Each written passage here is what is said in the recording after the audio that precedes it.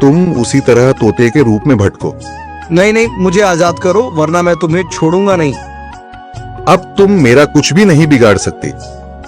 अब तुम जाओ यहां से और अब से ऐसे ही घूमो। अब तुम्हें पता चलेगा कि दूसरों को दर्द देने में कैसा महसूस होता है। इसके बाद वह राक्षस वहां से उड़ जाता है। मरचू और उसकी पत्नी सीता दोनों खुश हो जाते हैं। मरचू पहले की तरह काम करने लगता है। वह और उसकी पत्नी दोनों खुशी खुशी जिंदगी गुजारने लगते हैं।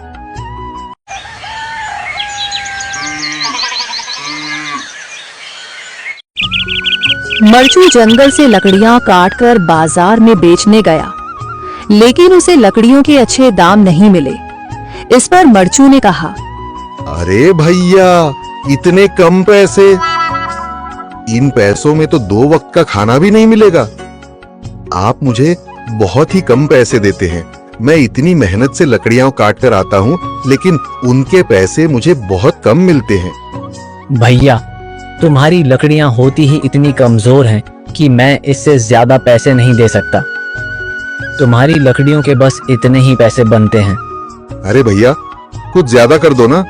वो क्या है ना कि इन पैसों का तो कुछ भी नहीं आता। मैं अपनी जिंदगी कैसे गुजारूंगा? भैया, तुम जाकर अच्छी लकड़ियां लाओ, तभी इन लकड़ियों का अच्छा दाम मिल पाएगा, वरना इन लकड़ियों का तो यही दाम है। ये सुनकर मरचू बहुत ज्यादा परेशान हो गया और पैसे लेकर किराने की दुकान से सामान खरीदकर घर आ गया। घर पहुंचते ही मरचू की पत्नी सीता ने कहा, अरे जी, सामान ले आए आप? हाँ जी, सामान ले आया हूँ।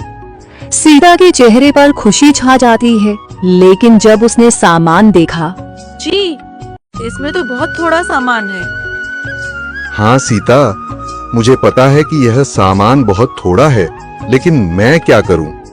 मेरे पास जितने पैसे थे, मैं उतने का ही सामान लेकर आ गया हूँ। इस तरह हमारा गुजारा कैसे हो पाएगा जी? आपको तो पता ही है कि हम कितनी मुश्किलों से गुजारा करते हैं। हाँ हाँ, मुझे पता है, लेकिन मैं कर भी क्या सकता हूँ?